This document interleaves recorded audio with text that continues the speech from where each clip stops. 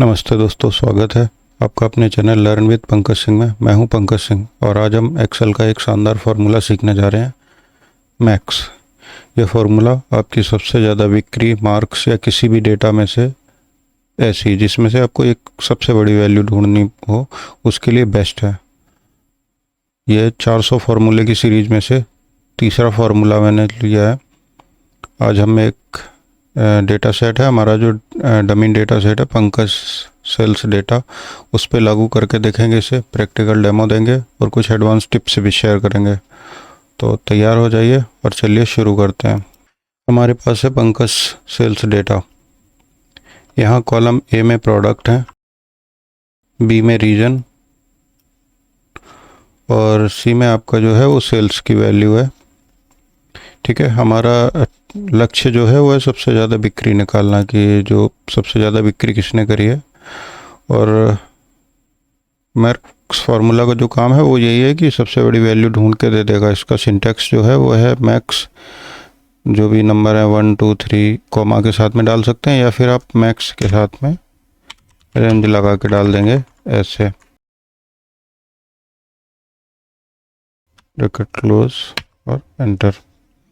अब आप देखेंगे यहाँ पे जो है 50 60 और 80 लिखा हुआ है, तो इसमें जो मैक्सिमम जो वैल्यू है वो 80 आई है, वो यहाँ पे इसने हमें लिख के दे दी है। वैसे तो हम अभी ये बेसिक फार्मूले लेके चल रहे हैं, बट एक फिर भी मैं इसका एक एग्जांपल दे रहा हूँ। जैसे मुझे चाहिए कि कंडीशन के साथ में कि जो नॉर्थ में जो है वो सबसे ज़्यादा सेल किसकी है, तो उसके लिए हम फार्मूला यूज़ करेंगे मैक्स। दोस्तों, अगर यही चीज़ जो आपको ये अभी जो मैंने बताया था आपको, ये बिल्कुल सिंपल यूज़ था मैक्स का। अगर सपोज़ करो आपको ये कंडीशनल निकालना है, उस केस में क्या करेंगे आप, उसके लिए आप यहाँ पे यूज़ करेंगे मैक्स इफ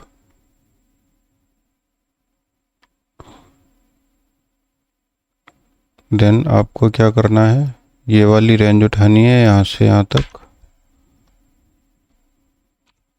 कॉमा। मुझे ये देखना था कि बल्ब में जो है हाईएस्ट रेट किसका है,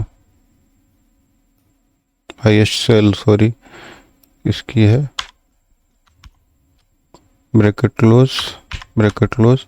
अब ये चूंकि एरे फार्मूला है, नॉर्मल नहीं है, तो इसके लिए हम कंट्रोल शिफ्ट और एंटर प्रेस करेंगे एक साथ। यहाँ पे आप देख सकते हैं, ये कंट्रोल शिफ्ट एंटर प्रेस करने के बाद में रिजल्ट कुछ इस तरीके से आएगा यहाँ पे। ठीक है, उसके बाद में आता है एरर हैंडलिंग। अब यहीं पे जैसे इस तरीके से एरर आ गया, एरर हैंडलिंग के लिए हम क्या करेंगे, यहाँ पे इफ एरर का फार्मूला लगा देंगे तो ये 0 हो गया।